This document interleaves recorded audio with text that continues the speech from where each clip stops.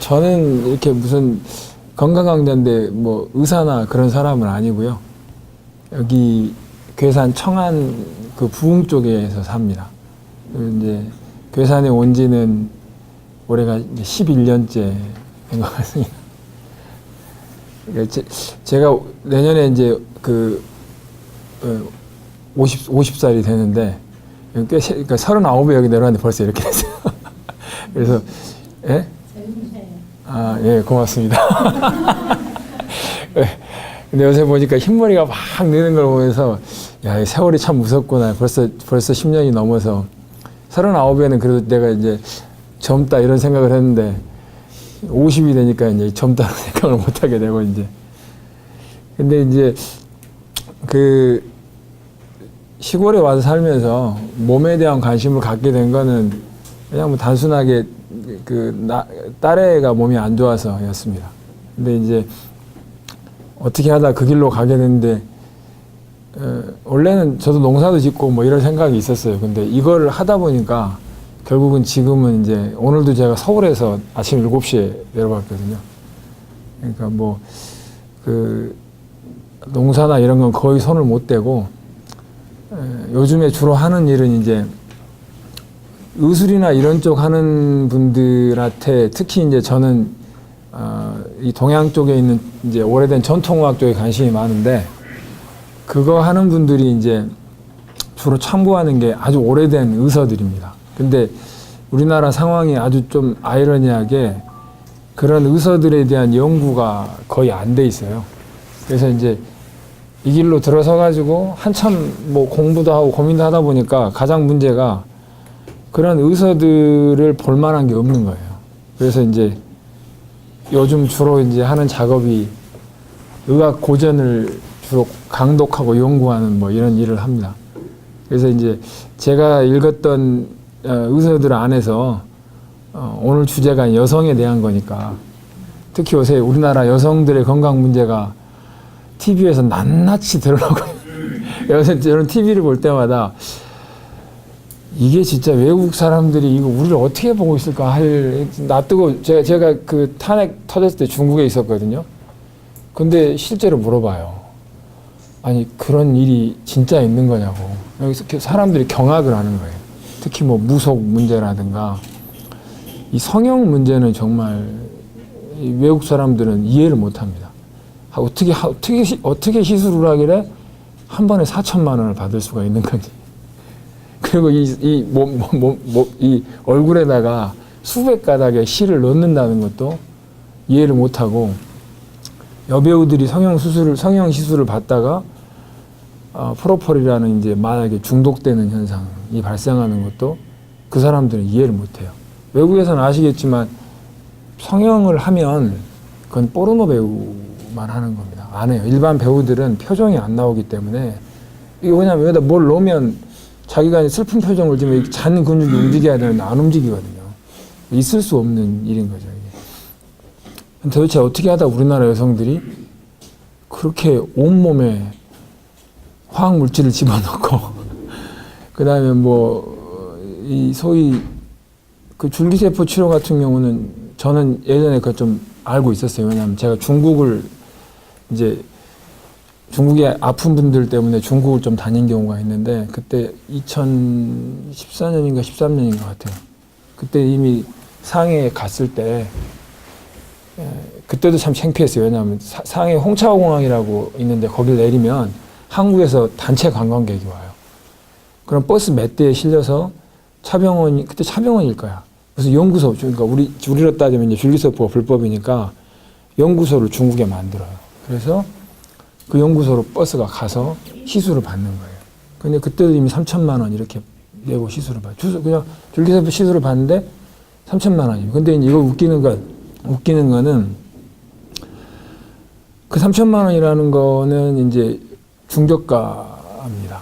정말 아주 불법으로는 여성들 중국에서 실험용 난자들을 받아요. 그러니까 줄기세포라는 게 그 자기 몸에 있는 걸로 하면 효과가 별로 없어요. 그런 거 가격이 쌉니다.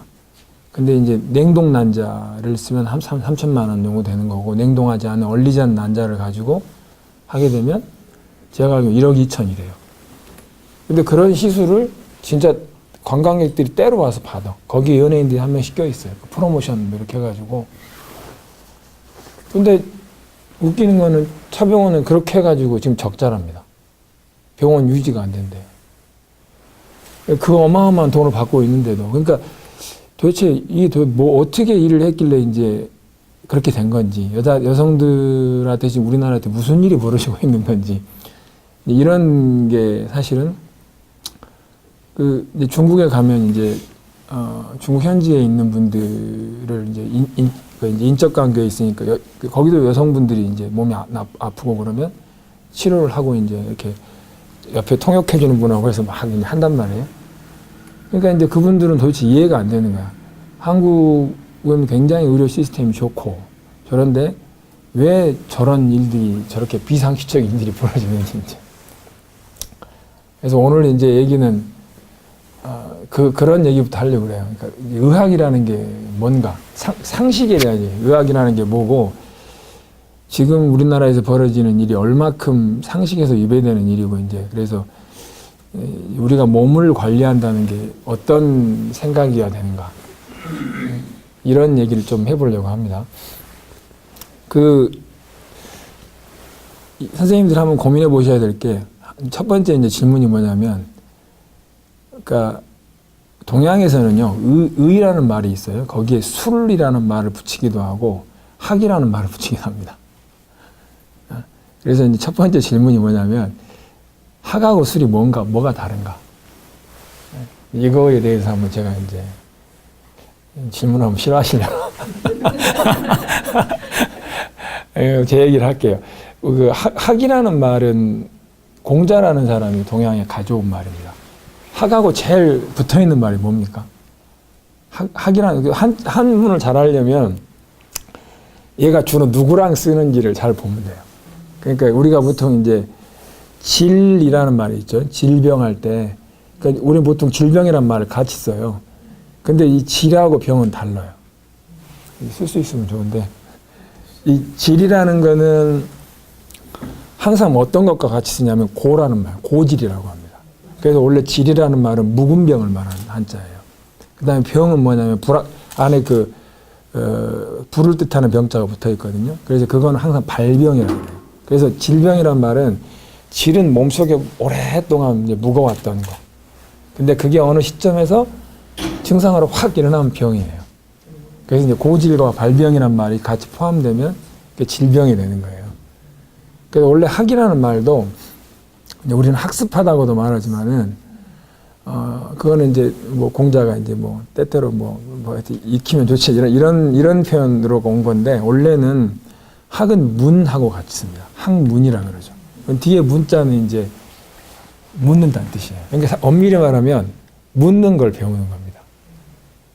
그러니까 이제 공자라는 사람은 그건 다 아시죠? 무당의 자식이었다는 거. 그러니까 공자의 어머니는 16이었는데 이제 무속인이었습니다. 그리고 공자의 아버지는 70살이 넘은 폐잔병이었던 거죠. 예전에 이제 이런 게 있어요. 최순실이라는 사람 때문에 제가 무속의 역사를 좀 설명을 드려야 될 것 같은데, 왜냐하면 의술이라는 거는 이제 무속에서 이제 좀 빚을 지고 있어요. 그러니까 이제 이 무속은요, 예전에 특징이 뭐냐면, 그러니까 한문으로는 이렇게 무자는 이렇게 이제 원래 공자에다가요, 사람 인자를 이렇게 넣는 거예요. 이렇게. 이게 이 무자거든요. 근데 이거는 여성들한테만 씁니다.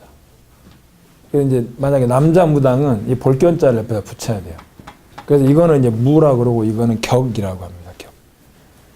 그러니까 이제 무슨 말이냐면 옛날에 무속은 전부 다 여자들을 통해서 내려오는 거예요.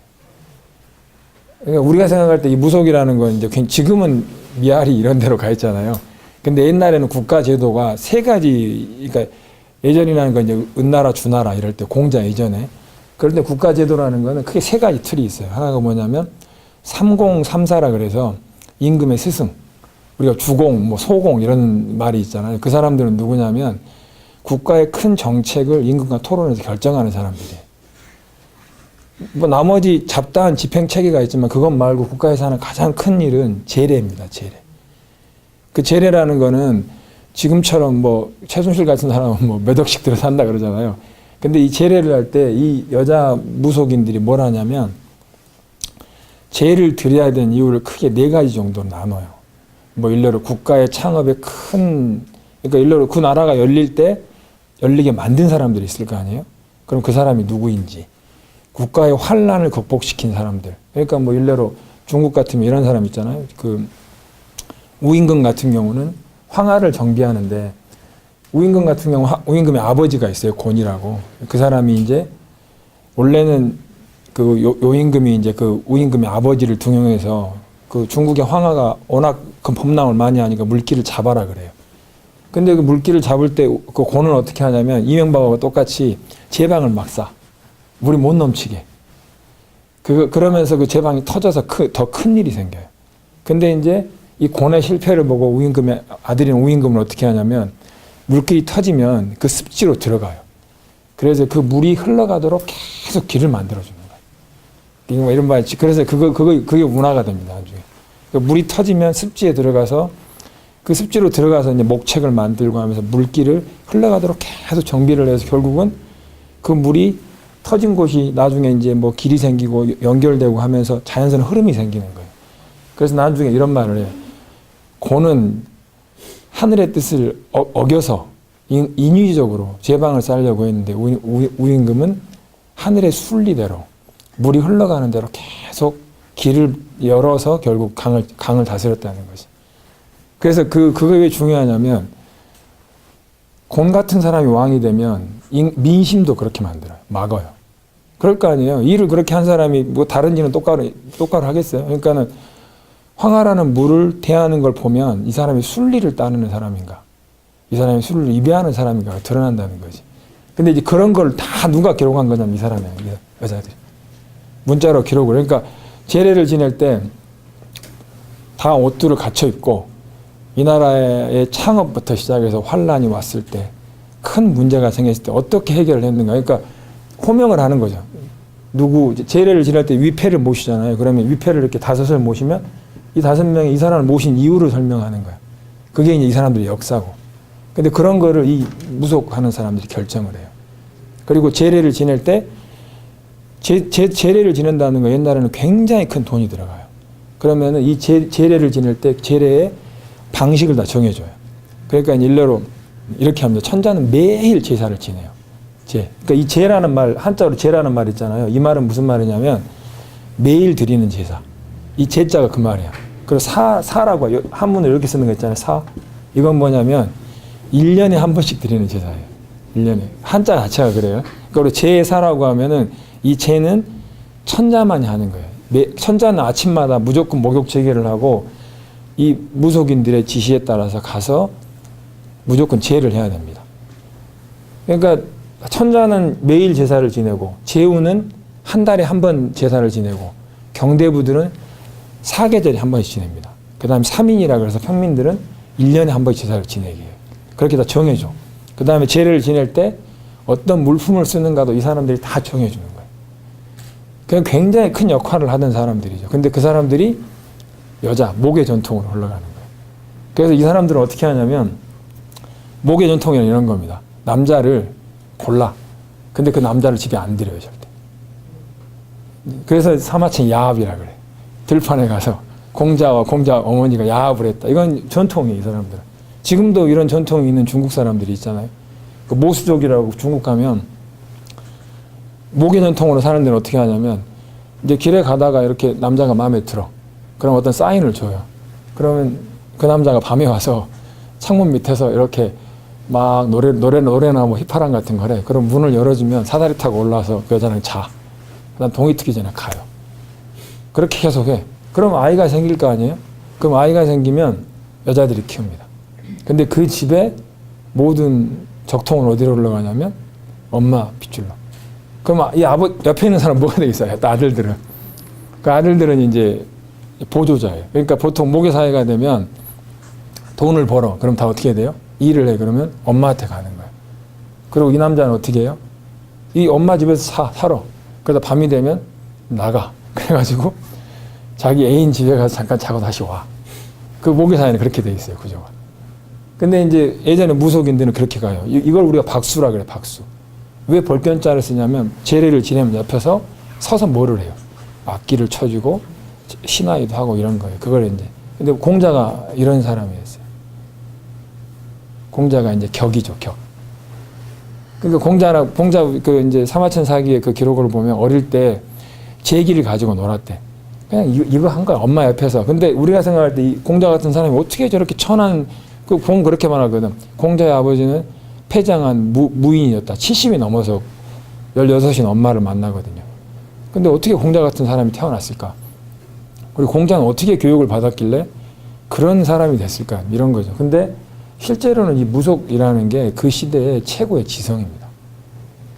가장, 그러니까 문자에도 가장 박을 수밖에. 왜냐하면 제문을 써야 될 거 아니에요. 그 다음에 그 제문을 쓸 때는 그 나라의 역사 전체를 알아서 우리가 왜 그 사람에게 제를 지내는지를 설명할 수 있어야 돼요.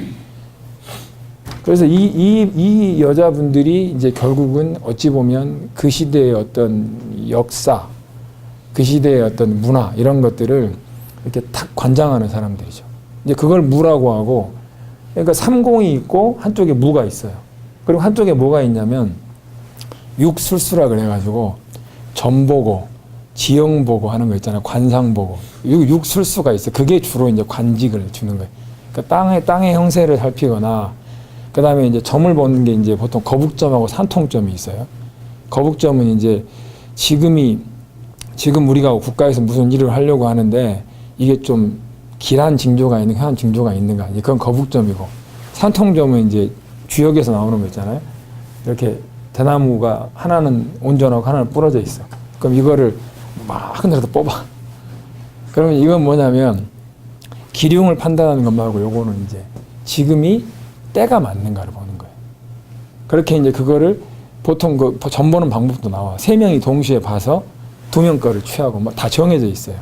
그런 거를 이제 술수라고 해요. 그러니까 옛날 사회는 엄밀히 말하면 이런 이제 그 삼공이라고 하는 정치적 스승들이 있고, 한편에는 국가의 재래를 관장하는 이제 이 사람들이 있고, 이쪽에 이제 어떤 그 국가에 필요한 여러 가지 이제 뭐 토목이라든가 이런 걸 봐주는 이제 이걸 술수가 있는 거죠.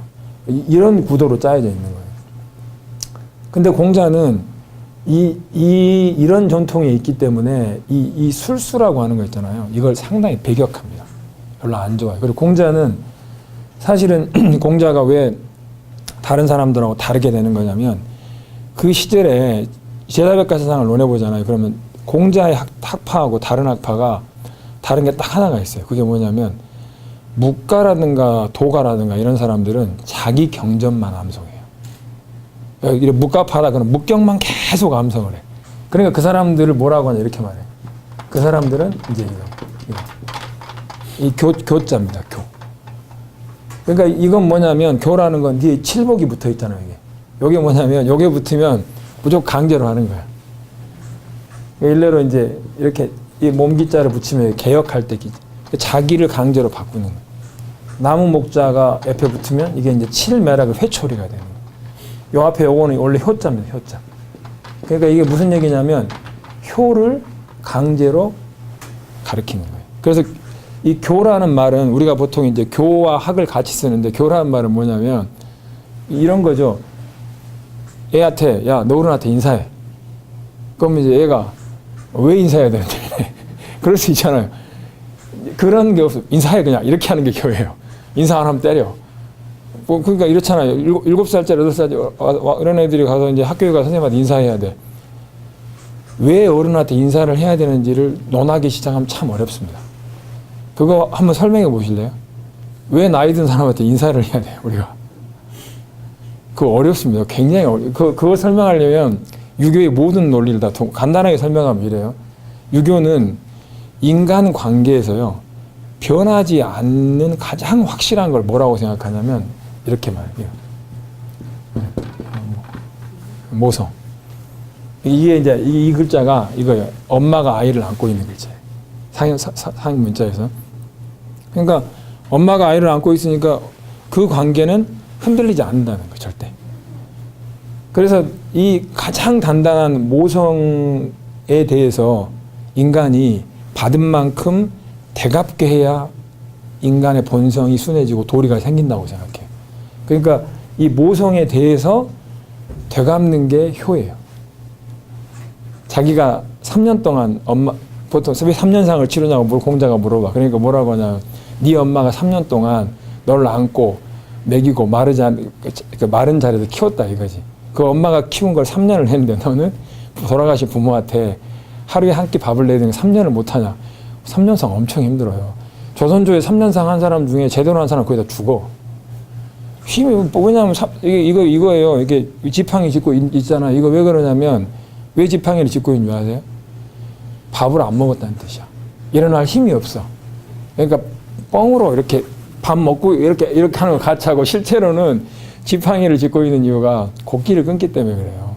그러니까 3년상 할 때 거의 막 3년상 하는 동안에는 여자한테 못 갑니다. 갈 수도 없어요. 그리고 뭐 음식도 이렇게 그러니까 그렇게 하다 보면 이제 막 이렇게 안 좋아진단 말이에요. 근데 이제 유교는 이 모성이라는 것에 대해서 깊이 고민하는 거예요. 그러다 보니까 어떻게 되냐면 인간이 인간다워지는 게 뭐냐면 인간이 가장 맑은 상태. 그게 뭐냐면 엄마가 아이를 안고 키우는 그 상태라는 거지.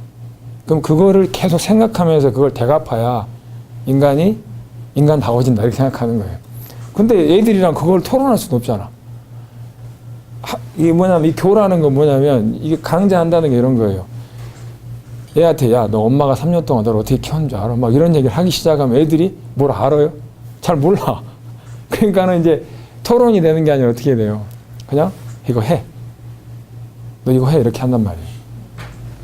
그러니까 실제로 보면은 이 묵가라든가 이런 쪽 사람들은 의문을 갖지 않아요. 왜냐하면 공자는 그렇게 한 거죠. 이 최초로 뭘 한 거냐면 자기가 제자들을 가르칠 때 자기 학설을 주입한 게 아니라 제자들이 인간에 대해서 역사에 대해서 생각해 볼 수 있는 바탕을 마련해요. 그걸 유계라고 하거든. 그러니까 이제 시서, 예약, 춘추, 역이라고 합니다. 여섯 가지가 있는데 그걸 다 공부하는 게 엄청나요. 왜 그러냐면 시가 공자가 3,000개 중에 305수를 만들었는데 저도 이제 시경을 한 160편 공부를 해봤어요. 하루에 3편, 2편도 못해. 굉장히 어려워요. 서경 같은 건 더 어렵습니다. 근데 그 방대한 것을 제자들에게 주고 공자가 가르치지 않습니다. 우리 지금 교육 방식은 완전히 다른 게 옛날 교육 방식은 서당에 가면 어떻게 하냐면요. 책을 줘요. 그러면 읽어 얘가. 근데 가만히 두면 어떻게 읽어요. 그래서 옆에 있는 좀 나이 든 형한테 물어보기도 하고 그런 식으로 해서 이제 읽어 제가 가만두면 읽어갖고 와. 그럼 선생님이 앞에 앉아 있다가 야 너 오늘 뭐 했냐 그러면 무릎 꿇고 한 오후 집에 가기 전에 오후 3시 전에 얘기해야 돼. 오늘 저는 천자문을 봤는데 이걸 읽었습니다. 그러면 너 그래 무슨 생각이 들대? 그러면 이제 뭐 이런 생각이 들었습니다. 그러면 그래 그럼 또 가라. 들어주는 거야 계속 한 사람씩 와가지고. 그러니까 그런 거를 그 방대한 책을 가지고 제자들하고 끊임없이 토론을. 그리고 제자들한테 계속 물어요. 그 사람이 생각하지 못한 바. 그래서 이제 그 물음의 기록이 논어입니다. 그렇죠? 논어라는 말도 이제 그 의미가 있는 말인데 뭐 지금 오늘 그것까지 하다가는 완전히 딴 쪽으로 갈 것 같은데 그 공자는 자기 학파에 대한 신념을 가리킨 게 아니라 한 인간이 자기 시대와 역사를 통찰할 수 있는 그런 능력을 길러준 거예요. 그래서 공자의 제자들은 입장이 모여지지가 않아요. 끝없이 분란이 생기고 토론이 생겨. 그래서 공자가 이렇게 한 거죠. 공자가 한 작업은 딱 이거예요. 묻는 거를. 그러니까 이 문을 배우게 만든 거예요. 이거를. 이 문이라는 건 뭐냐면 공자 스스로 그래요. 죽을 때까지 끝나지 않는다는. 학의 세계, 그러니까 학문의 세계는 너무나 멀구나. 그래서 공자는 이렇게 말을 해요. 아주 심지어는 안다는 게 뭔가 내가 뭘 모르는지 아는 게 아는 거다. 그렇게 말한단 말이에요. 그 이유가 뭐냐면 공자는 교를 하고 싶었던 게 아니에요. 공자는 어머니의 무속인의 집에는 태어났지만 이 사람이 한 가지 대단한 거는 이들의 세계는 이 교회의 세계입니다. 근데 그걸 박차고 나오는 거예요. 그리고 그 제자백가의 많은 사람들이 이 교회의 세계에서 벗어나지 못해요. 우리 이거 많이 보죠. 이 교를 더 형용하면 뭐가 되냐면 마루종자를 붙이는 거예요. 이게 무슨 말이냐? 족보를 만든다면 교회의 족보를. 이 종은 뭐냐면 종자라는 말은 그냥 남자들의 씨로 내려온다는 뜻이야. 다른 뜻이 아니야. 내가 너무 심하게 얘기하나? 뜻이 그렇다는 거예요. 우리 한자의 뜻으로 보면 종이라는 건 뭐냐면 주나라가 장자 상속을 하잖아요. 그게 종이에요. 종묘와 사직 그러죠. 그 종묘가 뭐예요? 장자를 중심으로 내려온 자기들의 조상신한테 가서 인사를 하는 거야. 사직은 농사를 했던 주로 했던 사람들이기 때문에 땅에다 제사를 지내는 거고. 그러니까 이 교를 종한 것이 종교죠. 이거를 안 했다는 거예요, 공자는. 이걸 안 하고 뭐를 했냐면 이걸 한 거죠. 이걸. 그래서 이제 의술은 이래요. 의학이라는 거는 의술이 되는 건 어떤 게 술이냐면 이쪽에 있는 사람들. 자기가 갖고 있는 확신, 자기의 방법, 이런 쪽에 있는 사람들은 이제 우리는 보통 의술이라고 하고, 인간의 몸에 대해서 여러 가지 어떤 그 역사적인 사실이나 이런 걸 가지고 끊임없이 의문을 갖고 있는 사람들을 이제 우리는 이제 의자 앞에다가, 의자는 이래요. 이게 이제 화살통을 메고 있는 거고, 일하다는 뜻이에요. 옛날에는 여기에 이런 글자가 붙어 있었어요. 밑에가. 근데 지금은 한자가 요게 지워지고 술주자가 붙어. 그러니까 이게 대체로 보면 뭐냐면 춘추전국 시대에 떠돌면서 술이라는 마취제를 먹여서 전쟁도 하고 그러면서 사람들을 치료하던 사람들. 그게 편력이라고 합니다, 이 사람들. 공자 집단으로 떠돌잖아요. 이 편력의 이제 대표적인 스승이 편작이라는 사람이에요. 그 사람은 굉장히 이제 위대한 사람이 돼요, 나중에. 근데 이 의라고 하는 것이 이 무속이라든가 어떤 술수로부터 벗어나서 학문과 딱 결합될 때 이때 이제 가장 큰 역할을 하는 사람이 편작이라는 사람입니다. 그래서 의학 경전도 어떻게 되어 있냐면 문답으로 되어 있어요. 언어처럼. 누가 물어. 그러니까 끝없는 자기들의 인간 몸에 대한 끝없는 의문을 계속 토론을 하면서 집단으로 떠돌면서 그 이제 스승과 제자 관계로 공자의 학단처럼 이제 묻고 했던 거죠. 그래서 인간 몸에 대해서 아주 구조적인 성찰을 해요. 그러니까는 동양 이제 그 제가 이제 서양 쪽인 의술을 하지 않고 동양 의술에 대한 동양의 고전에 대한 관심을 계속 갖게 된 배경이 뭐냐면 이런 점 때문에 그래요. 우리가 보통 이제 요즘에 하도 한국 사람들이 이 맞바닥에 대한 관심이 많아서 얼굴이라는 게 있잖아요. 이렇게 생각합니다. 얼굴에 대한 걸 고민할 때요. 인도 사람들은 얼굴을 보지 않잖아요. 가리잖아요. 근데 어디를 열어놔요? 인도의 여자들은 여기를 열어놔요. 여기를. 그러니까 얼굴 빛이 좋고 얼굴 자체가 건강하게 보이고 싶다고 하면 여기에 관심을 가져요. 아랫배가 눌러서 아파. 뭐가 꾸물꾸물 있는 것 같아. 그러면 얼굴도 그렇게 됩니다. 눈 밑에가 막 처지고 주름이 생기고 뭐 이런 것들은 대부분 이미 여기서 작용을 한 거예요. 그래서 심지어 어떤 말도 많이 하냐면 얼굴이 좀 밝아 보이고 싶으면 아랫배에 뜸을 뜨라 그래요. 근데 왜 그런 말을 할 수 있냐면 우리 몸은 전체적으로 연결돼 있어요. 그러니까 부분이 될 수가 없어. 그러니까 어떤 사람이 만약에 이런 말을 많이 해요. 어깨가 아파. 맨날 말하는 건데 저도 지금 어깨가 아픕니다. 뭐 치료를 하거나 뭘 하거나 할 때 이 손을 많이 쓸 수밖에 없어요, 제가. 근데 이건 무슨 얘기냐면 내 몸의 기운을 내가 이쪽으로 끌고 갔다는 거야. 그러면 아플 때 이제 얘가 이제 여기는 과잉이라 아프단 말이에요. 그럼 가장 좋은 치료 방법은 뭐냐면 이거는 내 몸에 있는 좋은 에너지예요. 병이 아니고. 그럼 이거를 필요한 곳으로 보내면 돼, 그냥. 그러니까는 그래서 동양 사람들 어떻게 하냐면 어깨가 아프면 이쪽 다리에다가 무슨 짓을 해. 뜸을 넣거나 침을 넣거나 뭐 이렇게. 그러니까 몸의 전체적인 구조를 생각하는 사람은 절대로 증상을 치료하지 않아요. 그러니까 일례로 이런 거예요. 내가 늘 말하는 게 얼굴이 꽃이에요. 사실은 인간의 몸에. 꽃이 시들면 선생님들은 물을 어디다 줍니까?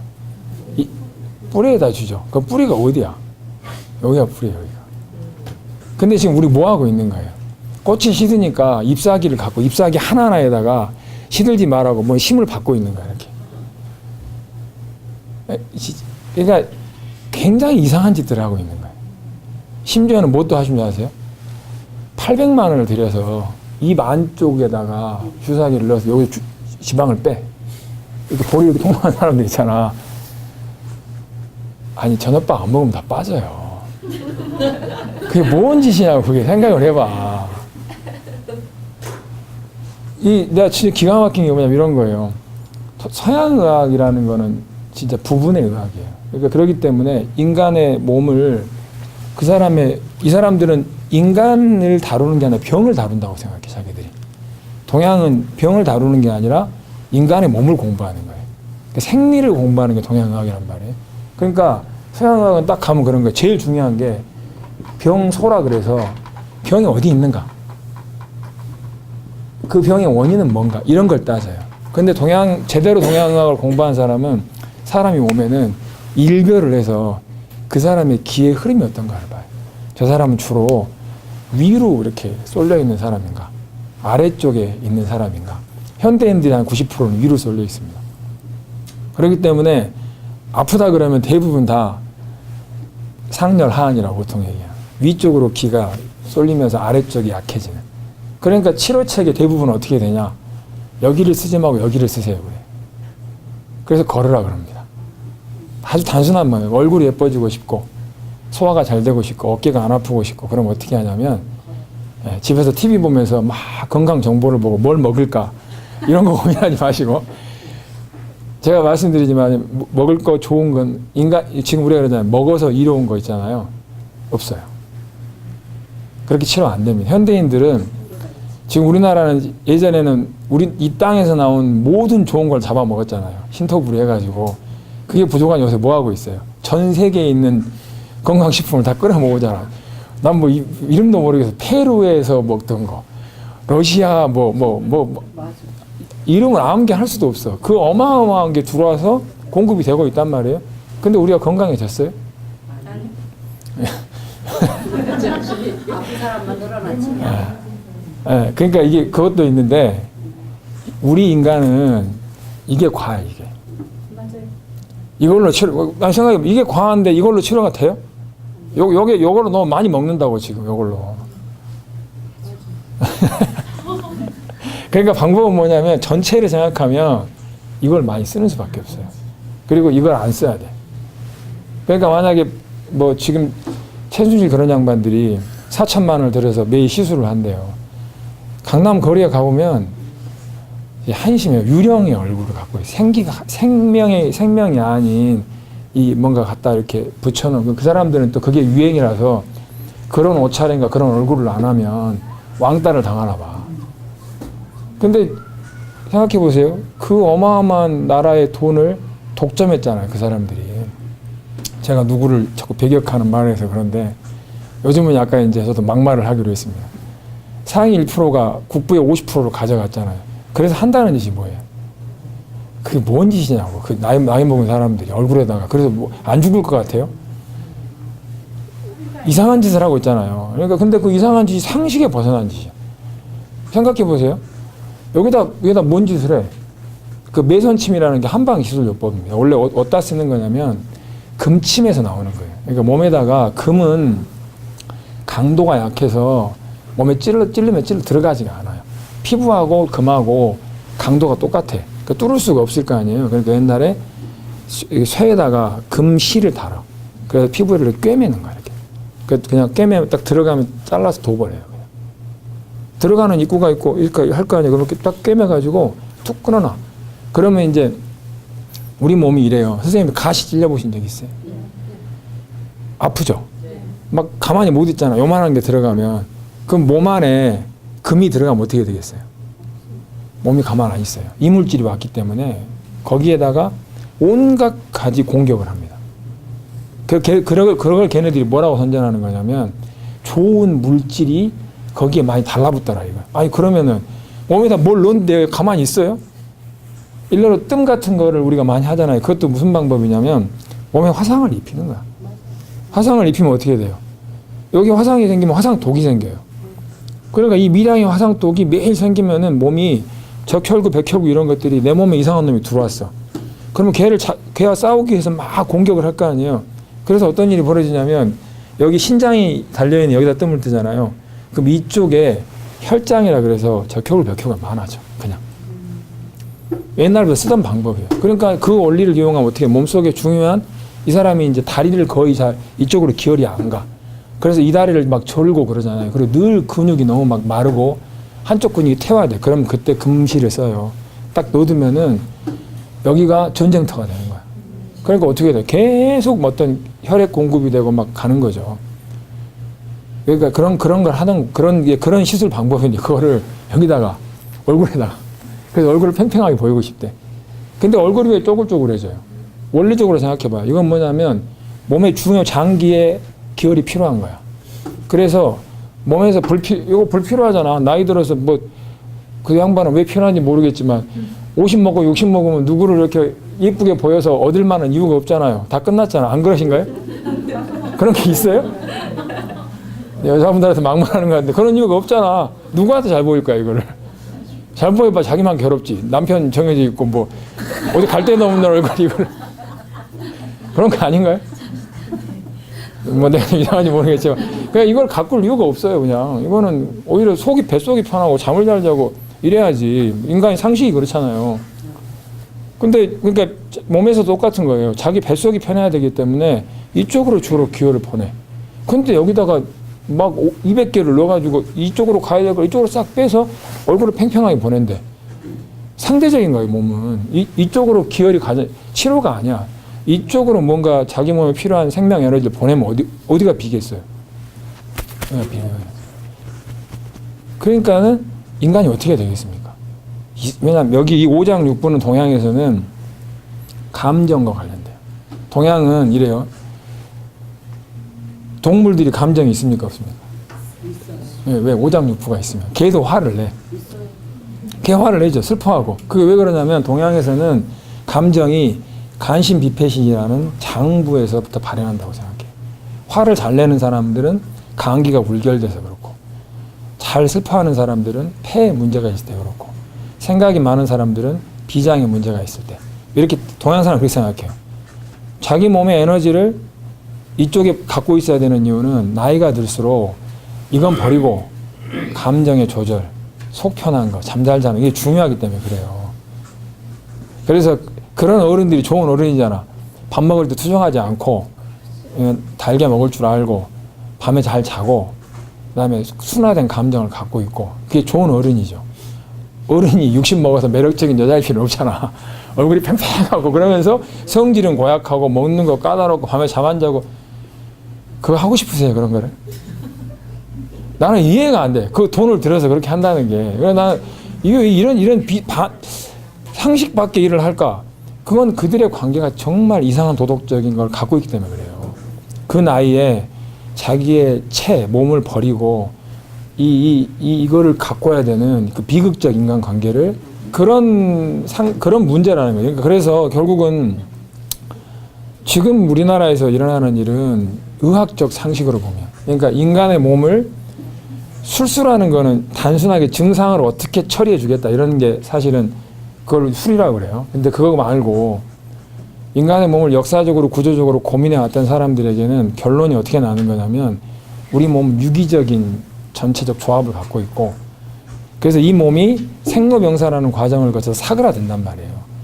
그러니까 의학을 하는 사람은 이런 프로그램까지 제시를 해요. 인도 같은 데서는 18을 주기로 생명을 조절할 걸 말해요. 그래서 18세까지는요 동정으로 키웁니다. 어떤 욕망도 개입하지 않게 아주 순백지체처럼 키워. 그 다음 18년, 36까지는 지극한 쾌락 속에 살게 만들어요. 아이도 낳고.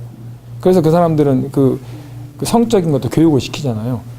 그 다음에 이제, 그 다음 18년, 어떻게 하냐면 후견이라 그래서 자기 집을 이끌고 가는 아들을 도와주면서 숲속에 다니면서 명상 같은 걸 막 해요. 그리고 그 다음 18년이 출가요. 노년에 집을 나가서 뭘 하냐면 곡기 끊는 훈련을 해요. 네? 그래서 이제 보통 첫 번째는 저녁 식사를 끊고, 두 번째는 사시에 한 번 먹고. 왜냐하면 이 죽으려면 육신이 가벼워야 돼. 몸이 이렇게 큰 사람은 잘 못 죽어. 그래가지고 이제 죽을 때 어떻게 죽냐면 한 끼 먹다가 마지막에 자기가 과일만 먹어요. 정해 나를.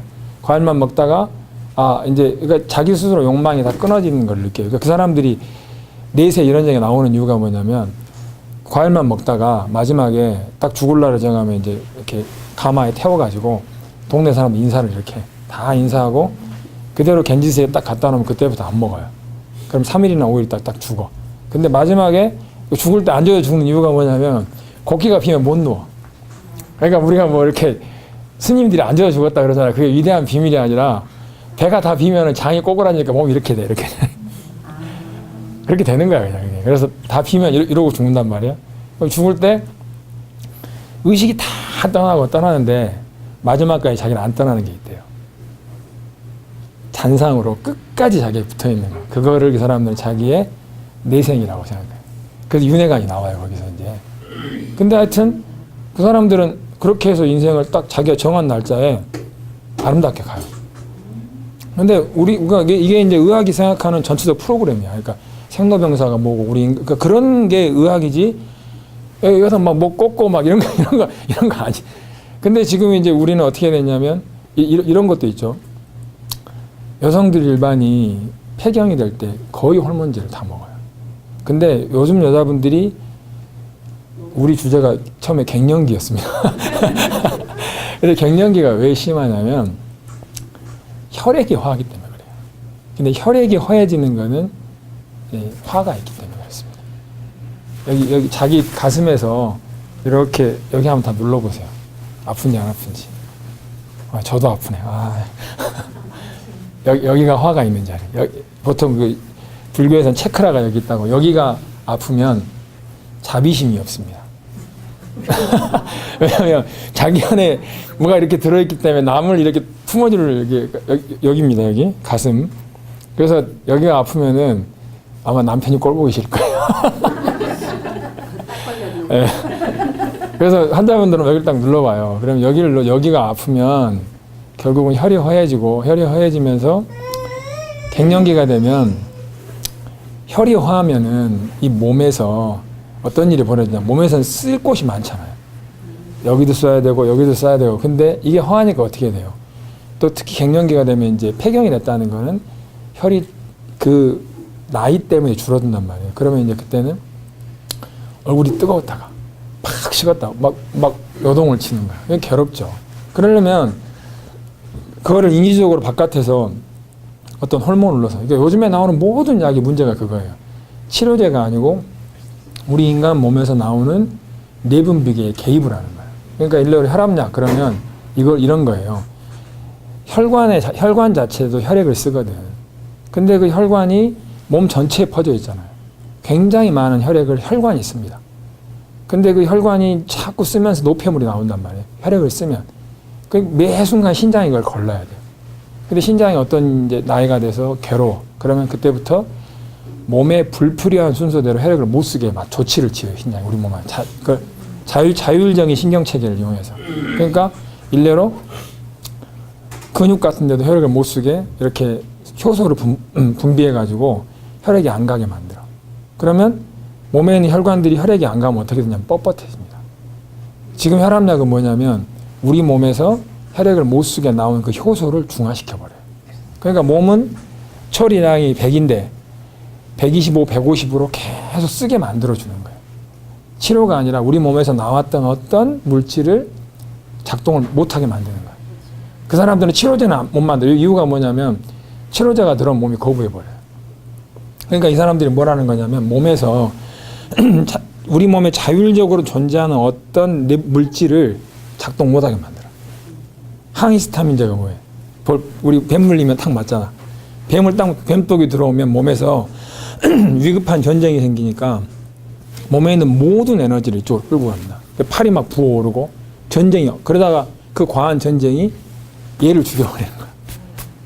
그게 이제 히스타민이라는 물질이 나와서 그 역할을 하는 거예요. 그러니까 이건 치료를 하는 게 아니라 그 히스타민을 꺼. 그 다음에 정신과 약들, 우울증, 뭐, 세로토닌, 이런, 프로작 이런 건 뭐냐면, 세로토닌이 분비되면 뇌가 활성화돼요. 너무나 많은 혈액을 써. 심장이 괴로우니까 그만 써. 이런단 말이야. 그만 써라는 명령을 내릴 때 나오는 효소가 있어요. 그거를 꺼. 그러니까 어떻게 해야 돼요? 항상 어떤 물질이 여기 있어. 과흥분 상태로 살게 만드는 거예요. 모든 약이 다 그래요. 발기부전제도 다 그런 식으로 개입을 하는 거예요. 사람들한테 자꾸 몸 안에서 자연적으로 발생하는 거를 인위적으로 셧다운을 시키는 방식으로 개입을 하기 때문에 나중에 몸이 어떻게 돼요? 안 만들어. 대혼란이 생겨요. 그러니까 왜 그런 방식으로 가냐는 거예요. 동양 같은 동양학은 이런 거죠. 그런 방식으로 개입하지 말고 42살이 되면 여자분들입니다. 이 나이가 굉장히 중요합니다. 42살에서 49까지. 갱년기의 비밀은 여기 있어요. 이 7년을 화를 내지 마시고 그 다음에 혀를 보호하기 위해서 열심히 노력해요. 열심히. 이걸 하면 노년이 보장이 돼요. 그러니까 우리 노년이 길죠. 이미 들어가신 분들이 계신 것 같아서. 근데 하여튼 아직 이걸 안 지나셨으면 이 7년을 굉장히 자기 몸에 공을 들이는 거예요.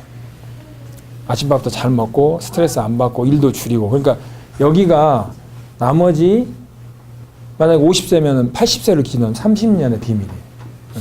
그러니까 골다공증, 무릎 이런 걸. 그러니까 근데 이 나이 때 대충 어떻게 하냐면 애를 키워가지고 학교를 보내고 막 이럴 나이에요. 열심히 돈 벌어야 되고 뼈 빠지게 일을 해야 돼요. 이제 그러고 나면 어떻게 돼요? 아파. 그래서 아파갖고 어떻게 해야 돼? 병원 가면서 인생으로 엄마가 내가 저 영감을 만나서 뭐 누구를 잘못 만나서 우리 어머님 얘기를 들어보면 진짜 억울한 거야. 자기는 열심히 살았는데 남는 거는 병든 몸밖에 없어. 너무나 그러니까 저를 붙잡고 이제 우리 어머니 아버님 다 요새 어머님은 이제 80살이시고 아버님 87이세요. 만나면 1시간 반짜리 프로그램이 있어요. 자기의 인생이 이렇게 된 이유에 대해서 이제 촥 얘기하고 이제 듣고 있어야 돼. 근데 문제는 뭐냐면 이때 이 나이에 그러니까 전체 흐름에서 여성분들이 중요한 때가 있어요. 이때하고요. 아이 낳을 때, 초산할 때. 그 2번만 잘하면 초산을 잘하잖아요. 그러면 이 출산이라는 거는 이래요. 산자가 이러잖아요. 이게. 요거는 생산할 때 요 생이 있잖아요. 요 글자는요. 그러니까 이거는 생겨난다는 거야. 인위적인 게. 그러니까 일례로 우리가 생한다는 거는 만드는 게 아니에요. 생겨나는 거야. 그러니까 아이는 어떠냐면 이렇게 해요. 엄마 뱃속에서 나올 때 애가 한 10배는 힘듭니다. 이유가 뭐냐면 이렇게 몸을 돌면서 나와요. 애가. 그리고 이 태로 연결되어 있잖아요. 호흡을 아직 안 하잖아요. 근데 엄마의 산도 앞에 한 5천 가지의 물질이 있어요. 애한테 필요한. 면역과 관련된 거, 소화와 관련된 거. 그러니까 엄마 나올 때 애가 막 몸을 돌면서 결사적으로 나와요. 그러니까는 이 산파들이 하는 게 뭐냐면 그 애를 생각해서 힘을 빼라는 거야. 왜 통증이 뭐냐? 한 생명이 태어나기 위해서 용투림을 하는 거예요. 그러니까 엄마는 무슨 마음을 가져야 되냐면 얘가 자기보다 10배는 힘들다는 생각으로 물론 여성분들은 죄송합니다. 얘를 안 낳은 저 같은 인간이 산통을 모르는 인간이 근데 전 옆에서 봤는데 제일 중요한 게 힘을 빼는 거야. 힘을 빼고 아이가 그 과정을 이겨낼 수 있게. 근데 하여튼 이렇게 나오면은 몸에 온갖 가지 물질을 묻히고 나와요.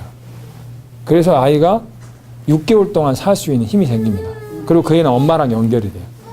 그래서 이제 젖을 빨면 여자분들이 그런 걸 느낄 거예요. 애가 젖을 빨 때 저도 애를 제가 어디 육아를 해봤는데 저 깜짝 놀란 게 딸내미가 제 젖을 먹으려고 했는데 한 먹여본 적이 있어요. 그랬더니 그냥 내가 입으로 빤 줄 알았어. 그게 아니고 혀로 젖을 탁 감더라고요. 이게 떨어져 나가는 것 같아요. 그렇게 젖 먹던 힘이라는 게 아니라 그때 이런 걸 젖 먹던 힘이라고 하는. 그러니까 여자분들이 제대로 젖을 물리면 이 뱃속이 시원해져요. 네, 그렇게 됩니다. 그러니까는 출산을 잘하고 애랑 6개월 동안 젖을 물리면 몸이 완전히 바뀌어요. 그때 한번 중요해요. 그러니까 만약에 따님들이 지금 막 좀 요즘 애들 다 몸이 안 좋아요. 70% 이상 뭐 생리통 있고 그러잖아요. 그러니까 참 이거 어떻게 될지 모르겠어요. 나라가. 왜냐하면 너무나 젊은 여자분들까지 몸이 안 좋으니까. 근데 하여튼 아이를 낳기 전에 그 사위 되신 나이가 그런 분들이 많아요. 사위 되신 분이 있으면 옛날에는 그래요. 아이를 갖기 전에 100일 동안 술도 못 먹어요. 절대 못 먹어. 기도도 해야 돼. 왜냐하면 어쨌든 간에 남자의 건강한 그 반성 유전자, 이 정자가 들어가야 되거든요. 그러니까 전혀 삿된 생각도 못하게 하고 그 보통 다 사당이 있잖아요. 거기 가서 계속 날짜를 받으면 근신하면서 그렇게 합니다. 근데 요즘 사람들은 술 먹고 대충 만들어 버리잖아. 그런 건 안 되는 거야. 그러니까 그 애들이 많이 아픈 이유 중에 하나는 뭐냐면 요즘 애들이 엄마 아빠가 대충 하니까 그래. 그리고 고생 엄청 하잖아요. 막 애 태어났는데 아파봐. 아토피하고 막 애 막 기침하고 애 때문에 막 전전긍긍하잖아요. 그런 짓을 안 하려면 미리 애를 만들 때 자기들이 준비를 하고 그 다음에 이 낳는 과정에서 준비를 철저히 해야 돼요. 그래서 이걸 잘하고 그 다음에 어떻게 해요? 이걸 잘해야 돼. 그래야 어떻게 해요? 갱년기에 편안해. 하나만한 얘기일 수 있어요. 왜냐하면 이미 못했는데 뭐 나한테 어쩌라는 얘기냐 이렇게 할 수도 있잖아요. 그런 거 말고 지금 괴로운 것을 좀 해결할 방법들을 제시해라 이럴 수도 있어요. 근데 그거는 이제 각각 강론이에요. 그러니까 하여튼 제가 좀 이따 이제 질문 시간을 드린다는 게 사람마다 이제 이렇게 못해서 이제 괴로운 상태가 있는데 그 괴로움의 내용이 다 다르잖아요. 그러니까 그건 제가 좀 이따 이제 각각 이렇게 질의응답을 해결을 할게요. 근데 어쨌든 간에 이런 겁니다. 동양은 왜 의학이라고 했냐면 인간의 몸에 대해서 어떤 고정된 답을 가질 수가 없기 때문에 그래요. 그래서 인간의 몸을 역사적으로 계속 고민하면서 인간의 몸에 대한 의문을 가져왔던 거예요. 그리고 그 의문을 글로 남기고 서로 공유한 거죠. 그래서 그 의문의 결론으로 지금도 의문 상태에 있지만 동양에서 갖고 있는 생각은 뭐냐면 인간의 몸이라는 거는 전체적인 유기적 존재라는 거예요. 그리고 이 유기성이라는 거는 인간 자체에도 있지만 인간이라는 건 아주 재밌게 자연하고도 연결되어 있다는 거예요. 그래서 이제 나중에 오늘이 아니고 이제 다음 시간에 오시면 제가 뭘 할 거냐면 이제 이 기라는 얘기에 대해서 많이 설명을 드릴 거예요. 그러니까 우리가 이제 의학이 된 이유는 뭐냐면 역사적인 의문을 집단적으로 해결하면서 인간 몸에 대한 서로 소통 가능한 보편적인 지혜를 만들어냈기 때문에 그래요. 그러니까 의학을 하는 사람들은 서로 각자 쓰는 방식이 다릅니다. 어떤 사람은 약을 쓰고 약에서 어떤 자기 나름대로 방법이 있어요. 그러니까 저는 약간 이제 경제적인 측면 때문에 침을 좋아합니다. 약은 비싸고 침은 15원 정도밖에 안 들고 이동성이 좋잖아요. 일례로 침은 중국 같은 데도 막 들고 가서 시술을 할 수 있어요. 근데 약은 그리고 침은 공짜로 해줄 수 있습니다. 왜냐하면 그냥 15원만 들여서 찌르면 되니까. 그리고 침은 또 이럴 수 있죠. 저한테 맞고 싶으면 150원짜리 한 봉지 사오세요. 이러면 서로 큰 부담은 안 되죠. 근데 약은 그렇게 못해요. 수술은 더 하죠. 큰 병원을 지를 수는 없잖아요. 그러니까는 효과 대비 가장 간편한 게 침이어서 저는 침을 주로 씁니다. 근데 어쨌든 간에 이 사람이 침을 쓰던 약을 쓰든지 간에 이 바탕에 깔려있는 자기들의 어떤 관점이 있다는 거예요. 역사적 관점이. 이걸 가진 사람을 이제 우리는 의학을 하는 사람이라고 하는 거예요. 이게 없이 술수만 있는 사람들을 이제 그걸 이제 좀 약간 의학의 논에 뺍니다. 근데 여하튼 이 학문의 가장 중요한 생각은 뭐냐면 아까 말한 대로 자연과 인간이 연결되어 있고 인간 자체는 유기적인 몸을 가지고 세월에 그러니까 인간의 공간 시공으로 따지면 인간이라는 이 공간은 유기적인 연결되어 있는 아주 예민하고 그 부분으로 뗄 수 없는 이런 공간을 가지고 우리는 시간을 타고 가요. 또 어린 날, 젊은 날, 노년 이렇게 흘러가면서 변한다는 거예요. 그러니까 이제 그런 생각을 갖기 때문에 몸에 대해서 어떤 국부적인 치료라든가 이런 걸 하지 않습니다. 그래서 사람들에게 제일 많이 권하는 거는 병을 보지 말고 당신의 몸을 봐라. 아픈 데를 보지 말고 몸의 중요한 요소. 그러니까 일례로 이런 거예요. 나 사람들한테 자기가 자꾸 아파. 그러면 일단 자기 먹는 습관을 바꿔줘요.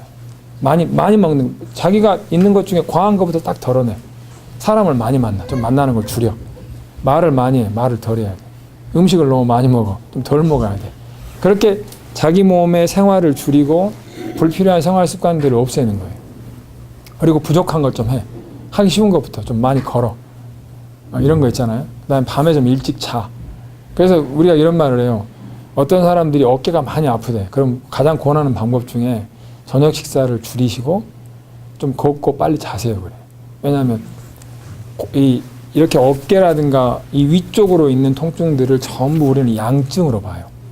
눈이 아프건 귀가 안 좋건 입이 마르건 두통이 있건 어깨가 아프면 이쪽에 있는 거를 양이 과한 걸로 봐. 그런 사람들한테 뭐가 필요하냐면 다리를 쓰고 좀 잘 자는 게 필요해요. 그러니까 그런 식으로 해결을 하지, 이거를 하나하나 강론으로 어깨가 아프면 어깨 어디 사이에 침을 지면 납니다. 이런 거는 큰 틀에서 보면 동양적인 사고가 아닙니다. 그리고 현대의학에 대해서 우리가 비판을 하는 것도 어떤 지점이냐면 다른 게 아니고 인간의 몸의 전체성을 놓치고 있다는 거예요. 지금 병원 가실 때 배 아프면 내과 갈지 어디 갈지 선생님들이 결정하시죠. 선생님 몸에 일례로 그런 거, 배가 아픈 것도 여러 가지 이유가 있어요. 일례로 뭐 여자분들 같은 경우 있잖아요. 배 아플 때 보면 담낭이 안 좋아서 아프기도 하고 여러 가지 이유가 있거든. 단순히 위 때문에 아픈 게 아니거든요. 근데 그 몸의 전체를 봐주는 의사는 없어요. 서양은 있어요. 가정의학을 하는 분들이 있어. 주치의 개념이 있어서 그 사람이랑 맨날 건강 상담을 하다가 이건 좀 복잡해진다. 그럼 이 사람이 소견서를 써서 이렇게 다른 데 가. 우리도 그런 제도는 있지. 근데 우리는 어떻게 해요? 우리가 어느 병원에 갈지 정해. 가서 몇 번 해서 안 되면 어떻게 해요? 또 다른 또 큰 병원을 자기가 정해서 가. 그러니까 모든 진단과 이런 걸 우리가 하고 있는 거예요. 근데 이런 의료 시스템에서는 사실은 건강해지기가 좀 어렵습니다. 그래서 사실 선생님들이 이 생각만 하시면 돼요. 몸을 전체적으로 생각하셔야 되고 병을 보지 마시고 생활을 개선해야 돼요. 그 다음에 타이밍이 굉장히 중요합니다. 혹시나 지나신 분들이 있으면 주변에 따님이나 이런 분들이 있잖아요. 그럼 가장 중요하게 생각해야 될 거는 생활하고 자기가 인생의 중요한 때 아이를 낳거나 이럴 때 급박하게 우발적으로 하지 말게. 그렇게 자기 인생을 관리를 하면 크게 봐서 큰 병이 없이 편안하게 인생을 갈 수 있는 거예요. 특히 노년기에 보면 이렇습니다. 소화가 안 되고 막 이런 분들 많잖아요. 소화제를 먹으면 불면이 옵니다. 거의 100%. 연결돼 있어요. 그래서 차라리 대부분 이래. 노인분들 소화불량에 빠지는 거는 신장이 약해지면 입에 침이 말라요. 그래서 보통 어떻게 하냐. 입에 침이 마르기 때문에 물을 말아서 먹기 시작해요. 뻑뻑하니까 못 먹어. 얼마나 먹으면 속이 더부룩해. 그러니까 소화제를 먹어. 그럼 얘가 몸에서 아주 탁한 게 됩니다. 그래서 잠을 자면 자꾸 꿈자리가 사놓고 몸이 무거워서 뒤척이게 돼요. 이게 노인분들이 가는 거의 길이에요. 그러면 입이 말랐어. 그럼 어떻게 해야 되냐면 사실은 식사량을 줄여야 돼요. 때가 그리고 오래오래 입에 넣고 말랐지만 자기 침이 나올 때까지 기다려 드시고 그런 공을 들여야만 자기 몸이 그렇게 되면 어떻게 하냐면 해보시면 아는데요. 반 공기 정도밖에 못 먹어요. 그래서 나이가 들면 노인분들이 대체로 대부분 살이 이렇게 좀 야위는 게 좋습니다. 야위면 몸도 좀 가볍고 이런 관절도 훨씬 편하고 밤에 숙면을 취해요. 근데 그러지 않고 그냥 습관대로 계속 먹고 소화 안 되면 소화제 먹고 몸이 무거워지고 밤에 뒤척이게 되고 관절이 아파지고 이 관계를 계속 가잖아요. 그러다 보면 어떻게 돼요? 심장 쪽 같은 데 무리가 오고 그러면 또 약을 먹어야 되고 이게 이제 우리가 노년으로 가는 길이란 말이에요.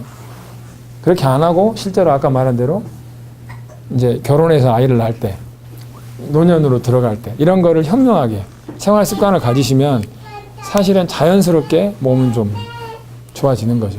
이거 말고 어떤 약물과 어떤 방법으로 제가 볼 때 안 돼요. 안 되는데 지금 계속 TV나 이런 데서 뭐 먹으면 좋다, 뭐 먹으면 좋다 따드니까 어떻게 해요? 전 국민이 부화내동을 해가지고 건강식품이 이렇게 팔리는 나라가 어디 있어요, 세상에. 말도 안 되는 거지. 엄청 일례로 우리나라 정관정 정말 그건 이제 말도 안 돼요. 네. 그래서 좀 약간 무력한 결론이긴 한데요. 갱년기나 여성의 몸이 좋아지는 과정은 이런 방법밖에 없습니다. 생활을 잘하고 잘 다듬고 자기 인생의 중요한 때가 되면 잘 준비를 해서 이런 걸 현명하게 넘기고 이렇게 하는 것이 유일한 이제 방법이 됩니다. 제 얘기는 제가 1시간 정도 한 것 같은데요. 이 정도 하고 사람이 갖고 있는 선천적인 기운의 차이는 있어요. 이게 무슨 얘기냐면 그 부모들이 좀 한 가지 주의할 거는 제가 가임기에 아버지들이 100일 기도를 하라 이런 말을 100일 기도를 하든 아니면 자기 몸을 맑게 하라는 게 그 아기를 낳을 때 그 아기가 태어날 때 갖고 있는 그 체가 좀 달라요. 정말 아주 유리그릇처럼 태어난 애들이 있어. 그럼 그런 일로 이제 얘가 유리그릇으로 태어나면 평생 이걸 안 깨지게 막 해도 어떻게 돼요? 깨져버려. 근데 태어날 때 얘가 녹그릇으로 단단하게 태어나게 돼 있어. 이런 거 있잖아요. 대충 먹고 해도 아무 병이 안 걸려. 애기들도 그러잖아요. 난 우리 이제 신방이 오늘 억울하다 그래. 선생님 저는요 엄마가 무서워서요 유기농으로 먹고요 9시에 무조건 자고요 전부 면으로 된 옷만 입고요 화장도 못 하고요 그렇게 사는데 저는 아파요 그래. 저한테 호소를 그래. 우리 친구는요 그렇게 지 맘대로 하는데 안 아파요. 그러니까 걔는 뭐라 그러냐면 선생님 저도 저 친구처럼 살면 좋아지지 않을까요? 나한테 물어봐. 그럼 제가 그래요. 넌 그러면 죽는다 내가. 그러니까 몸이 다른 것이 인간의 몸. 그러니까 사실은 그래서 의학이라는 게요 이런 게 있어요. 의학은 태어난 후에 문제가 되잖아요. 그래서 사실 뭐에 관심을 갖냐면 어떻게 하면 건강하게 출산을 할 건가. 그래서 옛날 사람들은 명리라는 게 유행을 해요. 지금도 그런 걸 하잖아요. 그러니까 사주팔자라는 거를 왜 자꾸 보냐면 지금 사람들이 착각하는 게 있어요. 지금 사람들은 대충 놔놓고 그 난 시를 가지고 애가 뭐 이렇게 잘 될까 이런 걸 고민하잖아요. 옛날에 그렇게 안 해요. 이 날을 가지고 이 소위 말해서 합방이를 잡아. 애를 그때 태어나게 만들. 그러니까 애기가 엄마 뱃속에서 이 사주라는 게 뭐냐면 태를 딱 꺼내면 호흡을 하죠. 그때 처음 숨을 쉬는 거야. 그러니까 애기는 백지예요, 완전히. 백지에 호흡이 들어가. 그게 애한테 엄청난 영향을 준다고 생각해요. 그래서 어떻게 하냐면 이 애가 첫 숨을 쉴 연, 월, 일, 시를 정하는 거야, 먼저. 이때 애가 그때가 좀 고르고 화평할 때. 그럴 때를 딱 정해서 역으로 출산일을 잡아요. 그럼 이때 합방을 해. 합방일을 지정해 줄 거 아니야. 그럼 딱 지정을 하면 그때 애를 가져야 돼요. 그럼 어떻게 하면 산파가 이제 산통이 생기잖아요. 그럼 옛날 산파들은 지압법 이런 걸 통해서 조절을 해요, 다. 산파가 사주단자를 쓰거든요. 그게 뭐냐면 옛날 사람들은 사주가 잘못돼 시집을 못 가. 결혼할 때 얼굴 안 보잖아요. 사주만 보내잖아. 거기 딱 봤는데 이게 합이 안 맞으면 퇴해요. 그 옛날 분들 진짜 그런 거 많다고. 첫날 밤에 신부를 처음 봐. 들어가면 웬 여자가 앉아있어. 근데 그 여자는 옷을 벗기고 자야 돼. 그 참 굉장히 힘든 일입니다. 처음 본 사람이랑. 그 옛날에 결혼을 그렇게 하잖아요. 그러니까는 이 사람들이, 산파들이 자기들이 그 가문에 필요한 사람에 대한 연호릇을 알고 있어요. 그러니까 그게 이제 무슨 술수이긴 하지만 뭐가 있냐면 얘가 그 숨을 쉴 때 그 첫 숨이 그렇게 중요하다고 생각해요. 그게 이제 인간의 50%를 결정한다고 봐요. 그게 그거를 공부한 게 명리야. 얘가 의학적 한계 때문에 얘가 잘못 태어나는 순간 일례로 그런 거예요. 얘가 태어났는데 일단은 뇌에 문제가 좀 있게 태어나. 그러니까 저도 뇌성마비인 친구들을 치료를 해봐요. 엄청나게 힘들어요. 그 중에 하나에는 자기 형이 뇌성마비였는데 11살에 죽어서 중증 뇌성마비여서. 뇌성마비가 오면 이러잖아. 애들이 몸이 막 그러니까 엄마가 얘를 안고 있어야 돼. 왜 그러냐면 얘가 몸을 막 뒤틀고 막 이러니까. 그래서 막 음식이 넘어오고 이래요. 그래서 나중에 보면 근육이완제를 준단 말이야. 하도 근육이 이렇게 경직되니까. 근데 근육은 위도 근육이잖아요. 그러니까 근육이완제를 먹으면 위가 풀려요. 그래서 얘가 몸을 안 흔들고 가만히 이렇게 이제 편안하게 누워 있는 줄 알고 가만히 두면은 몸에서 그 산이 넘어와서 입으로 흘러나와. 다 탄단 말이에요. 그러니까 얘를 놓지를 못해요. 그런 상황이 벌어진단 말이에요. 그러니까 이제 아시는 분은 첫째가 그랬는데 둘째는 괜찮았고 셋째가 또 그런 거예요. 그러니까 이분이 이제 저랑 같이 침을 배우면서 엄마한테 그 엄마가 그 아기를 정말 독하게 침을 해. 근데 얘는 다리 하나만 불편하고 지금 이제 거의 정상이 됐어요. 학교도 다녀. 형하고는 다르게. 근데 문제는 뭐냐면 아이가 아프게 태어난다는 거는 굉장히 힘든 문제가 된다는 거예요. 그러니까 이제 자꾸 이제 요즘에 이제 제가 치료하는 아이들 중에 자폐가 굉장히 많습니다. 그러니까 그가 이제 침방에 와서 계속 그런 아이들하고 엄마들하고 그러니까 결국은 이제 이렇게 되는 거예요. 선천적으로 잘 태어나는 게 굉장히 중요하고 그다음에 옛날 사람들은요. 아까 건강관리를 잘 하셨다 그랬잖아요. 근데 강박이 있는 게 건강관리를 잘하는 거 아닙니다. 막 가려먹고 이런 게 아니고 첫 번째 건강관리를 잘하는 건 나라는 인간을 이해하는 거예요. 나에 맞는 거. 그러니까 일례로 이런 말을 물어보시는 분들이 있어. 아침을 먹어야 되나요? 저녁을 먹어야 되나요? 사람마다 많이 달라요. 그러니까 결국은 이런 게 있어요. 옛날에 그 조선조 선비들은요. 우암 송시열 같은 경우도 다 약을 질 줄 알아요. 다산의 문집에 약방문이 있습니다. 다산 소화제가 지금까지 한방에서 유통되는 소화제 중에 제일 잘 들어. 서해 유성룡은 침책을 썼는데 그게 조선의 최고의 침책이에요. 그래서 일례로 우암 송시열 같은 경우는 자기 몸이 아파요. 그러면은 자기가 노론이잖아요. 반대편 서인의 영수인 사람한테 자기 아들을 시켜 약을 줘오라 그래. 그 사람이 내 몸을 잘 알고 있다. 하도 싸우니까 잘 아는 거야. 그러니까 아들이 아니 그 사람이 준 약을 어떻게 먹습니까? 그 사람이 그런 사람은 아니다. 그래서 이제 아들이 약을 줘오는데 그 약방문에 부자가 들어있는 거야. 아 먹으면 안 된다고 막 그러는 거지. 근데 우암송시를 먹어요. 그 몸이 나. 그러니까 옛날 선비들은 전부 의학적 지식이 있어요. 지금 우리들처럼 있잖아요. 의학에 대해 백지. 아무것도 몰라. 그리고 어떻게 아프면 병원에 가. 이런 기가 막힌 시스템은 없는 거야. 왜냐하면 살면서 자기 몸에 자기가 제일 필요한 게 뭐야? 아이를 키우고, 이러는 거 아니에요. 내가 물어봐요. 엄마들한테. 애한테 해열제를 먹여. 그 약이 어떻게 해서 몸에 작용을 해요? 알고 먹여야 될 거 아니에요. 근데 웃기는 건 의사들도 잘 몰라. 약사들도 모르고. 그냥 먹여. 그러니까 이런단 말이에요. 일례로 제가 어떤 환자분들이 혈압약 이렇게 요즘 분들은 항상 그렇게 침 맞으러 오시기 전에 자기 먹는 약방문 갖고 오세요. 그러면 창피해. 왜? 12개 막 이러거든. 12가지 약을 먹고 있어. 그래서 내가 물어봐. 이건 뭐예요? 이건 뭐야? 아무것도 몰라. 그냥 먹어. 그러니까 자기 몸에 약이 들어가는데 그냥 먹는 혈압약을 물어봐요. 혈압약이 왜 혈압을 낮추죠? 그냥 먹어. 요새 또 아스피린들 이렇게 많이 먹더라고요. 아스피린 주의하셔야 됩니다. 장복을 하면 치매 위험이 높아집니다. 우리가 요즘에 그 파킨슨 문제가 있잖아요. 그거와 관련이 된다고 생각하시면 돼요. 돌연사를 예방할 수는 있는데 파킨슨의 위험이 높아져요. 그러니까 근데 그런 거를 우리는 모르고 있다는 거예요. 그렇기 때문에 어떠냐면 우리가 지금 이제 여기서 하는 얘기는 이런 거죠. 병원에 가지 말아라. 그럼 생짜로 견뎌라. 이런 얘기를 하는 게 아니고 지금 이 수업을 하고 있는 이유도 뭐냐면 자기 몸에 대한 관심과 공부를 하시는 게 좋아요. 그래서 일례로 병원에 가. 제가 늘 말하는 게 병원에 가서 약 처방을 받으면 인터넷에 쳐보세요. 다 있어요. 이 약이 심지어는 구글링을 하면 영문으로 다 돼 있어. 그럼 그걸 갖다가 번역기를 돌리잖아요. 다 번역을 해줘요. 그럼 읽어보세요. 이놈의 약이 내 몸속에 무슨 일을 하고 있는 건지. 그 의사는 나한테 어떤 판단을 했는지.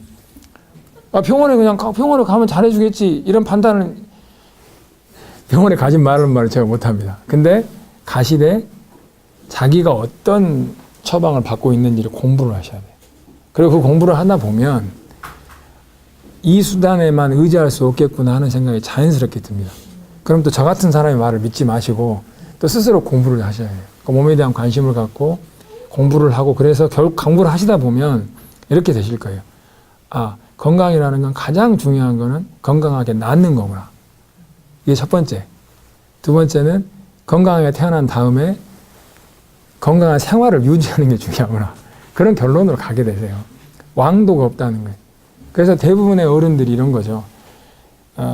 잘 관리하고 생활을 정말 모범적으로 했는데도 그렇게 되시는 분들이 있어요. 그게 참 안타까워. 그리고 저도 그런 경향이, 저도 굉장히 어릴 때 약했습니다. 우리 어머님한테 제가 원망하는 것 중에 하나가, 우리 어머니 나한테 그래요. 우리 집이 3남 3녀인데 제가 막내예요. 얘를 낳을 이유가 없었던 거야. 지우려고 했는데 나오더래. 그 말을 서슴없이 해. 내가 너무한 거 아니야.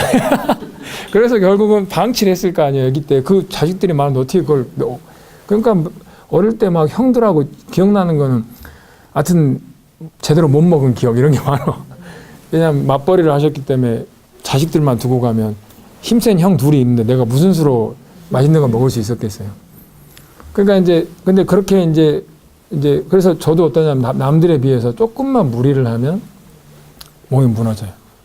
그러니까 저는 뭐 1년에 뭐 이렇게 술이라든가 금식이라든가 이런 것도 하고 운동도 일주일에 2시간 이상씩 걷는 게 4일이 넘습니다. 그러니까 나보고 친구들이 그래. 그렇게 네 몸이 아깝냐고. 그러니까 먹는 거 조심하고 막. 근데 그런데도 몸이 원래 건강하게 태어난 사람보다는 이렇게 아플 때가 많아요. 그러니까 억울하죠. 억울하지면 어떻게 되겠어요. 그게 뭐냐면 사람의 이제 생로병사라는 것은 그렇잖아요. 태어나는 거. 이런 게 다 있기 때문에. 그리고 또 어떤 분도 있냐면 자신이 관리를 해도 어떤 사람이 있냐면 주변 환경이 좀 안 좋은 분들이 있어요. 인간의 관계라든가. 이거 어쩔 수 없잖아요. 자기가 태어난 자식, 자기를 낳아준 부모, 이런 사람이 예민해. 그럼 자기 혼자 예민 안 할 수가 없습니다. 여러 가지 겹치는 거예요. 그렇기 때문에 저는 사실 이제 그래서 저는 그런 말을 해요. 선택은 본인이 하는 겁니다. 근데 그 선택을 할 때 자기가 알고 선택을 해야 돼요. 그러니까 저는 이런 거예요. 양방병원은 가지 말어. 이런 결론을 드리는 건 아니에요. 지금 이 얘기를 쭉 한 건 뭐냐면 정보를 공개하는 거고 이런 걸 아시고 생각을 해보시라는 거예요. 그래서 자기 몸은 자기가 주인이 돼야 돼요. 그래서 일러로 그런 게 있어요. 저보고 하는 말이 나한테 전화해서 그래. 팔이 부러졌대. 병원에 가지 나한테 왜 전화를 해? 내가 부러진 팔을 붙일 수는 없잖아. 교통사고 나서 한 번 온 거야. 교통사고 났는데 선생님 빨리 오래. 아니 교통사고 났으면 일단 가가지고 부러져 있는 사진도 안 찍을 거예요. 그거를. 뼈가 부러졌는데 옛날처럼 대충 붙여놓고 이상하게 붙길 기다릴 거야? 그런 건 양방으로 해야죠. 물론 배가 이렇게 터졌어, 안에가. 찢겨가지고 터졌단 말이에요. 꿰매야지. 그걸 침수를 나한테 꿰매라 그럴 수는 없잖아요. 그러니까 이게 동양의학이 맞는 건 아니에요, 절대. 다음 뭐가 있냐면 서양적 의술이 가지는 한계를 이제 우리는 인식해야 된다는 거고, 그래서 이거를 지금 의료의 90% 이상은 그러니까 의료보험 수가가요, 93%가 양의원한테 지급됩니다. 3%가 치과, 4%가 한의원이에요. 한이라고 하는 거는 이미 국민의 의료 개념에서는 의미가 없어요. 그 정도로 우리나라는 쏠려 있는 거야. 서구는 대체의학이 점점 포션이 넓어지 우리나라는 완전히 이건 독점 체계예요. 그러니까 이 독점 체계가 가진 문제점을 제가 지적을 하는 거고요. 가지 말라는 소리는 아닙니다.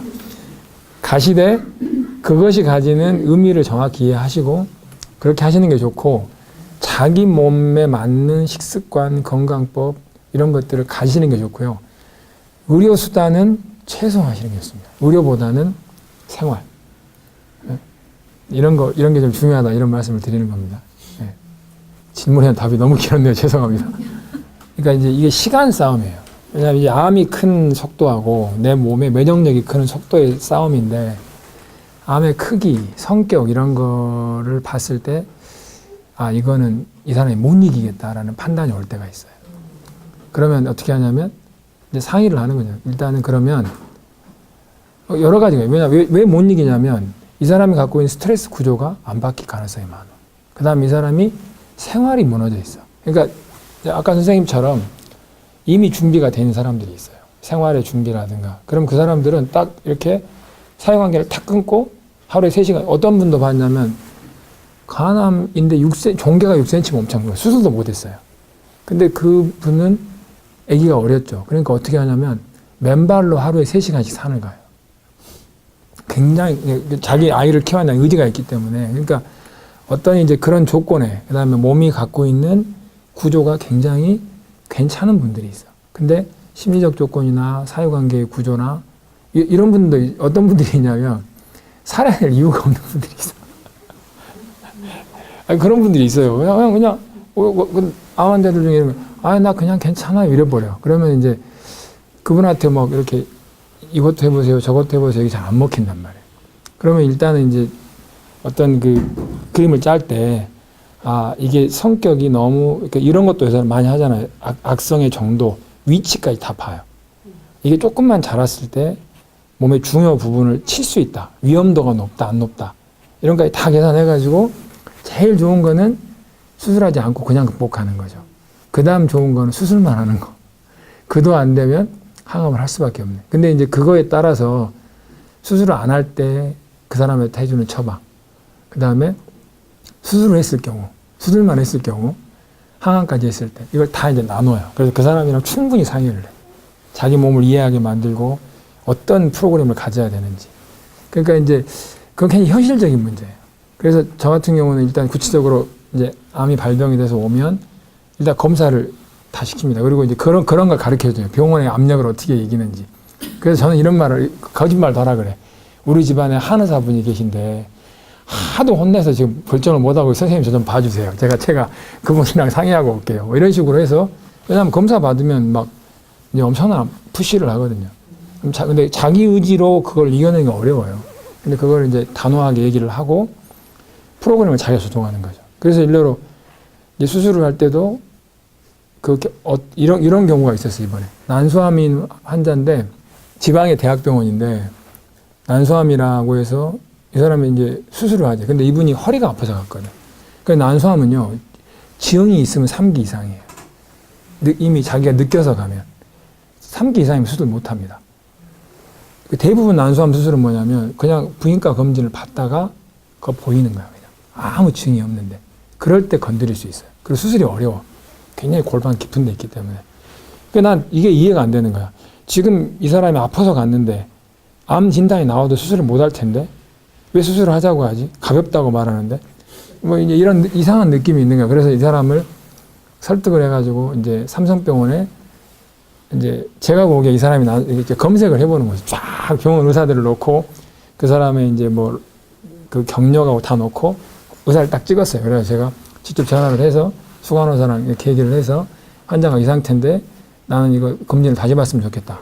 그랬더니 이제 그 의사분이 언제 온다 하더라고요. 그래서 예약 날짜를 잡아가지고 이제 그 사람을 그걸 보낸 거죠. 근데 오진인 거야. 그런 경우가 많아요.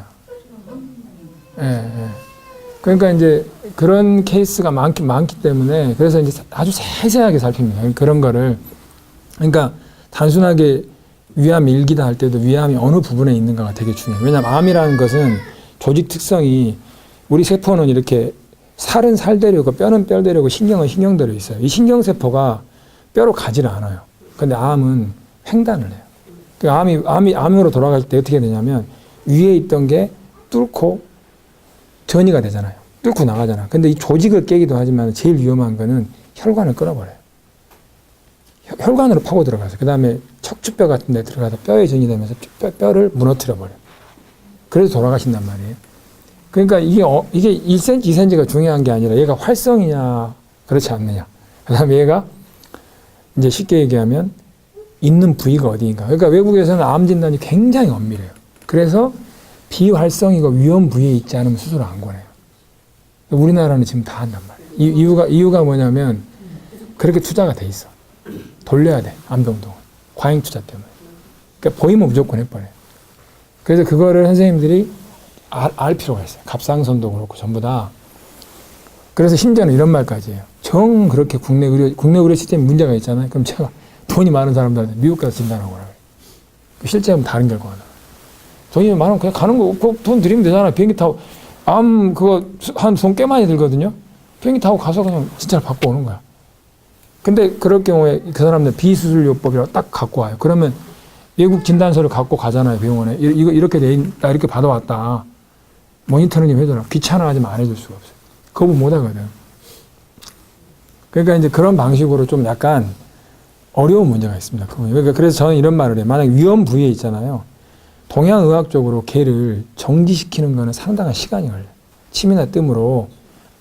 왜냐하면 몸의 어떤 흐름을 완전히 바꿔서 걔가 그렇게 못 가게 만들어야 되는데 몸은 기질이 있잖아요. 그렇게 해왔던 경향이 있잖아.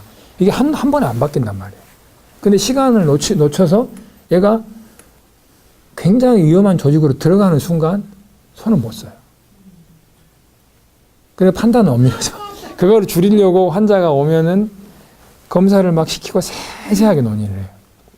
그 사람의 이제 성격, 조건, 암의 성격, 그다음에 뭐 이런 있는 곳, 이런 그래서 막 심지어 사진도 이제 갖고 사진 잘 못 봐요. 저희 어려워 보기가. 그러면 이거를 이제 최대한 우호적인 의사한테 보내서 그걸 이제 설명을 듣고 막 이런 식으로 그런 과정을 거치거든요. 그러니까 선생님도 혹시 이제 그런 질환이 오면 단순 결정을 하지 마세요. 굉장히 위험해요. 왜냐하면 암이라는 거는 이런 게 있습니다. 아무리 쉬운 암도 한 번 수술을 하잖아요. 그럼 그때부터는 네, 돌아올 수 없는 길을 가는 거예요. 왜냐하면 한 번 딱 건드린 순간 재발되면 못 고칩니다. 암 수술을 1차 한 분들은 아무리 간단한, 이게 일례로 이런 거예요. 갑상선 여기 조그만 게 있대. 이걸 우리는 쉽게 걷어내잖아요.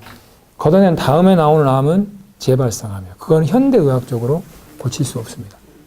그건 사망 선고예요, 그냥. 그렇기 때문에 그래서 그런 거 신중하라는 거예요. 위에 조그만 게 있대.